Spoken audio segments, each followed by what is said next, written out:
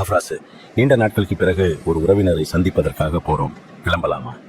ஆம், கிளம்பலாம். வாப்பா. வண்டியை ஸ்டார்ட் பண்ணுப்பா. நவாவதிகா அஃப்ராஸ். சரி வாப்பா.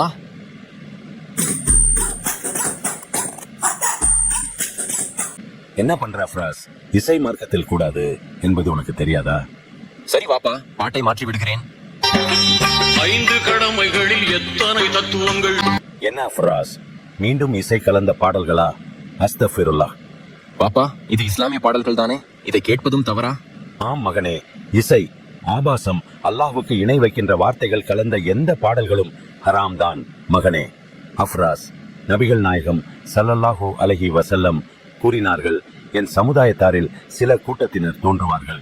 அவர்கள் விபச்சாரம், பட்டு, மது, இசை கருவிகள் ஆகியவற்றை அனுமதிக்கப்பட்டவையாக கருதுவார்கள் என்றார்கள்.